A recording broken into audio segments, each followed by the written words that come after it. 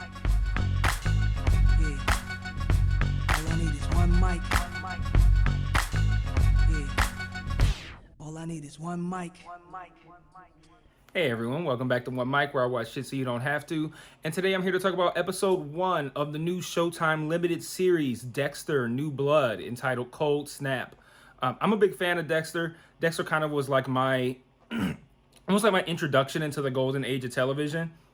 I know it's widely considered to have started with The Sopranos, which, side note, I am currently doing a first time watch of. So if you're new to this channel and you like my, or you're not new to this channel and you like my reviews, I'm going to be doing a full watch of The Sopranos now for the first time. I just finished season 1. I'm going to put out a video for each season. So I'm going to put out the season 1 review probably on Wednesday. But anyway, it's widely considered to be the start of the golden age of television. But I started with Dexter. And I was a big fan of Dexter. Like, I felt like those first 4 seasons were incredible. It ended with, a few fizzle seasons there. The series finale itself wasn't very good, but, it's still close to my heart. So I was excited to have this show come back and to just kind of like revisit the Dexter Morgan world, get to see this character again. So I was super excited for this. I've noticed that this show has done a lot to separate itself from the other 8 seasons of the show. So what I mean by that is at the start of this episode, there's no, there's the usual Dexter opening theme is absent. I think that's kind of like a big fail on the behalf of, on Showtime, because, you want to, I understand that they want this to be like a limited series, which is why I'm calling it Dexter New Blood episode 1, as opposed to calling it like season 9 episode 1. It's clear they want this to be like a limited series that's separate from the other 8 seasons, but you're still relying on the name familiarity of Dexter to get viewers to watch the show. So I don't think it's too wise to kind of make it as separate as you possibly can. And I felt like they dropped the ball on not having the theme music.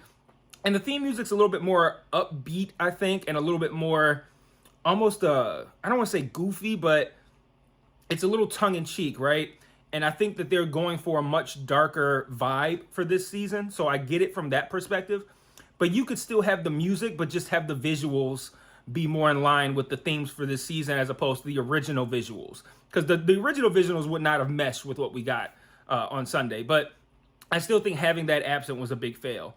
And they kept the same closing credits music, which is good. But yeah, I feel like they kind of dropped the ball there. Anyway, excited to have this back. I thought this episode was a solid opening to the new season to kind of get everybody adjusted and acclimated with the world that Dexter currently lives in. So I'm going to run down a few of the things that we learned about Dexter in this episode. So one, he lives in Iron Lake, New York, which is a fictional town. It's a small town, very cold. He has what appears to be a cabin in the woods. And then there's like a main town where everybody congregates. I'm gonna call it maybe like a downtown area almost for like a small town. And everybody seems to know him. Everybody seems to love him. He works at this, I think it's called Fred's Fishing Game. So like a place that sells fishing stuff, guns, knives, things like that. It's been 10 years since he's killed someone, almost 10 years. Spoiler alert, he doesn't make it. He's dating the police chief in the town. Her name's Angela. And I think that's pretty much it. They do an interesting thing with this deer throughout this episode. And we see the episode opens with Dexter chasing down this deer, being in the position to kill it and choosing not to. A second time, he ends up in that same position as well. And a stranger in the woods distracts him and the deer. And then we see the deer a third time when this Matt Caldwell guy shoots it. And I thought they did what I thought was a good bit of non-hand holding, which if you're a veteran viewer of this channel, you know I hate that shit. I think the deer was something that Dexter was using to help stop his urge to kill actual people. Like, he still gets the hunt. He still gets like the drop, like where like he has the drop on the deer, like he could take it out and put it down. And he goes to the point of just to pull the trigger, and then he stops himself. And I think that's how he's getting through, not being able to kill people, because he's got, Deb tells him he's got this routine. And I'm kind of all over the place. I planned on being more organized than I was, but now I mentioned Deb, and now I feel like I got to talk about the fact that Deb is now his his dark passenger person instead of, not his dark passenger, but like she's taking the role of his father in his visions, at least for now. Maybe the father will come back, Harry, I don't know. But Deb is currently who he's seeing in his cabin. But he has an opportunity to kill this deer and he doesn't take it. And I think this is him kind of simulating everything else that he would get from doing a kill and stopping just short of the kill. Deb says for him to keep up a routine. He clearly has a routine. He gets these desserts or whatever, these pastries from this shop. He goes to work at this fish and game store.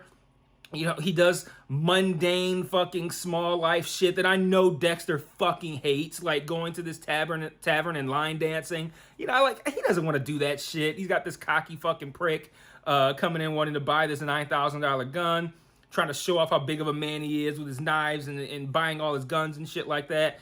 And talking to Dexter, like there's no way this badass cool guy act is gonna impress Dexter. I love the fact that Dexter is constantly repulsed by like human behavior. I see so eye to eye with him on that. He sees right through a lot of the ritualistic kind of things that we do, or the things that we do to kind of mask our own insecurities. He sees right through that shit. So I like watching Dexter kind of just like pretend like he's somebody who doesn't. But really good stuff there. He I don't know if it's like a side gig kind of thing that he does, but we know that he sharpened a meat cleaver for a butcher there, so maybe that's something he does part-time as well, like, help, not just sell guns and knives, but, fix them up too. So we know he does that. And that's pretty much it for Dexter as far as like what's going on in his life at that time. We see that there is a billionaire who comes into town and a bunch of people are there to protest his arrival. Some guy named Edward Olson. I'm sure he's going to pop up periodically throughout this season as well. And I think that's all that I have as far as updates, as far as what's going on with Dexter's life. Now I want to talk a little bit about some of the bigger bullet points that I took away from this episode. The deer thing was the first one. I really liked what they did with that. The second thing is what I didn't like was and I also mentioned I didn't like the absence of the theme song. But another thing I didn't like, and I reserve the right to, I'm not even going to say I didn't like it. I'm going to say like I made note of it. I'm withholding judgment at the time, and I'll let the season play out and kind of see where it goes from here. But the nature of Dexter's kill of this Matt Caldwell guy is outside of Dexter's nature. So, Dexter says throughout the show, or he doesn't say it, but, Dexter, he's rusty. He says it talking to Deb. It's been 10 years. He's probably a little bit rusty. And I think that, I'm okay with a certain level of, I don't want to say sloppiness, but, a little bit less attention to detail from Dexter if this is his first kill in 10 years. But what I thought was a lot out of character was generally Dexter does a lot of research on somebody before he does his kills. It's very, very premeditated. He doesn't just, research their routes or their comings and goings throughout the day so he can have a good idea of where they're going to be at. But he researches them as a person to make sure that their deeds justify them being killed. Like, he wants to make sure like this is somebody that really deserves to be off the street. If I got to do this, I got to make sure that I've, crossed all my T's and dotted all my I's and that this person deserves it. He takes the word of a jealous, coked up friend in a bathroom. Like, that's not Dexter. And like, combined with the fact that Matt's like annoying as fuck and that's it. Like, I feel like that's not how Dexter operates. It's like, a lot of things happen in that small period of time that make this a passion kill and not a premeditated one. But I don't want the show to make me feel like that there's nothing wrong with what happened here. I want the show to give me an idea of Dexter realizing that this was a passion move, that he fucked up, that he did all kinds of things wrong. Maybe he did that because it's been a long time. Whatever reason, I want the show to tackle this because this is so out of the norm of Dexter's character that if they pretend like the way all this went down is okay and he just made some mistakes because he was rushing, that's gonna bother me because this is not how he operates. So, but you had Matt being obviously annoying. You have him killing the deer, which, like I mentioned with the deer was like his way of being able to. It was almost like his therapy for not killing people, and that was his way to to get some of the exhilaration and some of the those old feelings of what it was like to essentially hunt someone. That was his way of doing that without actually going through with it. And Matt took that away from him. So like there's that rage in that moment. And then you have again the conversation with the coked up friend in the bathroom that's saying like, yeah, he actually killed these people on purpose, essentially. And I don't know. I feel like that wouldn't have been enough for seasons 1 through 4 Dexter. He would have, and then also I'll give this credit here. That Dexter would have probably went into some sort of police records, which he would have been able to do it as the forensics guy for Miami PD, which he probably doesn't have that access to now. Like so, or at least not easily without drudging up suspicion. So I'll give him that too. But I still want the show to tackle the un-Dexter-like nature of this first kill. Another thing, now I'm going to go back to something I really did like. I like that the show took the time and the attention to make it so that they didn't do Dexter's internal monologue until after he was in a position to have to kill Matt. Because I noticed it fairly early in the episode that Dexter wasn't doing his internal, where he's like talking to himself in his head or whatever. He wasn't doing that. And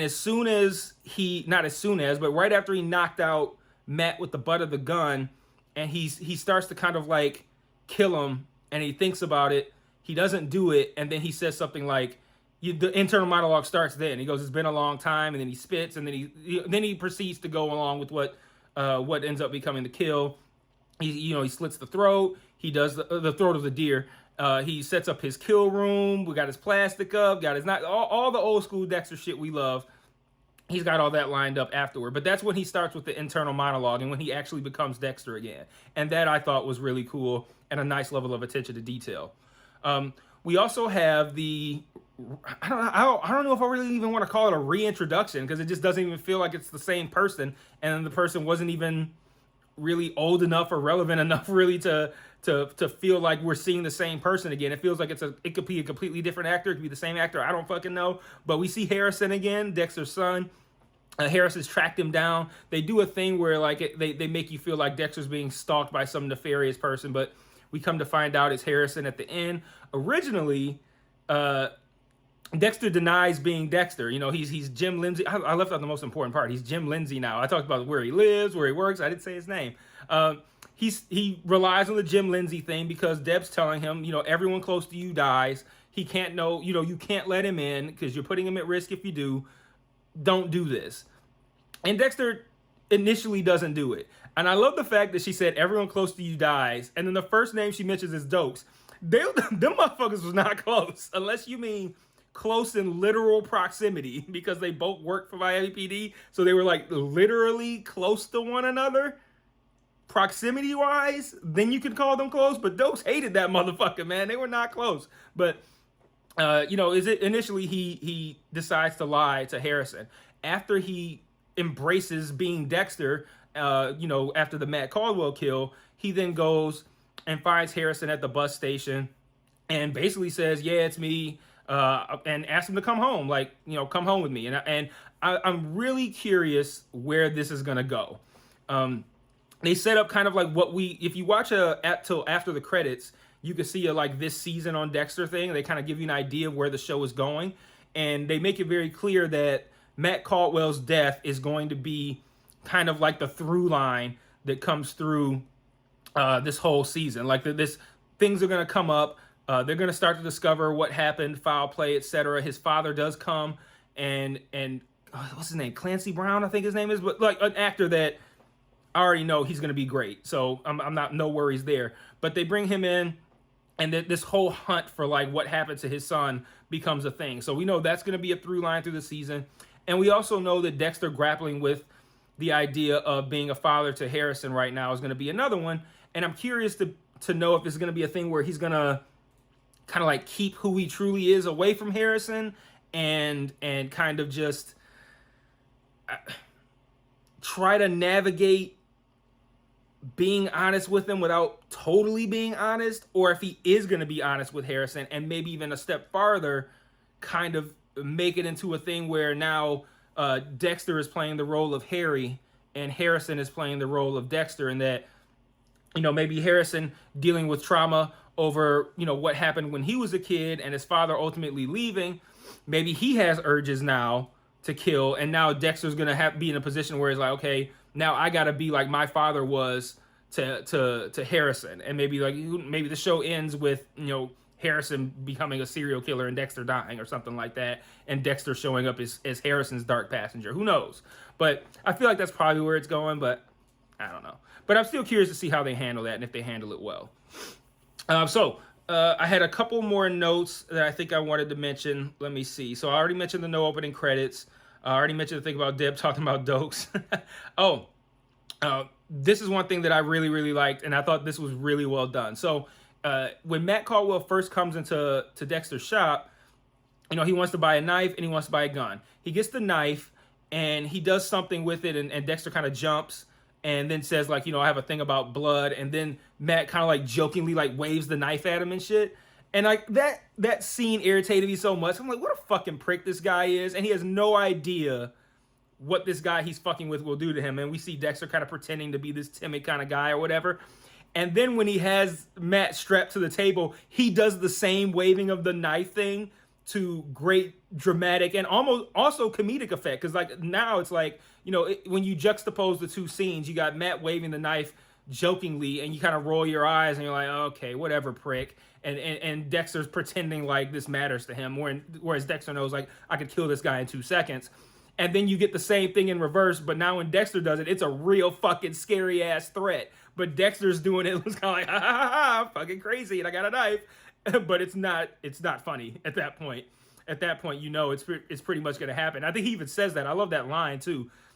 I think he says something like, Matt says something to the effect of so you're not gonna kill me, and Dexter says something like, I think we're already past that point. Like this is happening, buddy. Like there's no way we go back after this. Like you're tied up to the table and naked and wrapped in plastic. Like this is going down. So. But all in all, I thought the episode was a decent start to the season. I'm very intrigued to see where things are going. I liked a lot of the certain things they did, like with that knife scene, with the picking back up of the internal monologuing after it's time for him to actually do a kill. I liked what they did with the deer as a metaphor. So lots of good stuff there. I didn't so much like the sloppy nature of the kill, but that could again be something that the ramifications of doing that after so much time off can be something that they explore this season. So that can be something where if they explore it and acknowledge it as this isn't how Dexter normally operates, I reserve the right to retroactively say, like, okay, I'm fine with that, right now. And then I didn't like the fact that they didn't have the opening theme. But that's all I got for this. I'll be back for the next 9 weeks covering Dexter every Monday or Sunday. I'm not sure. It kind of depends on the release schedule. I know this was released at the very beginning of the day on Sunday, which I didn't realize. And I didn't watch it. I found out maybe at like 7:00 p.m. and I watched it at like 8. So I didn't realize, I could have watched it in the beginning of the day. And if I had done that, I probably would have got this video up on Sunday. So if they do that every week where like they actually just put it out as a Sunday release, and then once it becomes Sunday at say 3 a.m., you can watch it, I'll probably watch it during the day on Sunday and get a video up on Sunday so it doesn't conflict with Succession. But either way, I'll be back for the next 9 weeks covering this new season of Dexter. I'm really excited. So if you're new to the channel, subscribe, get the notifications, check out some of the other videos, see how I operate, the level of insight and detail that I bring to these reviews. And I will see you guys for the next 9 weeks starting next Sunday. Peace.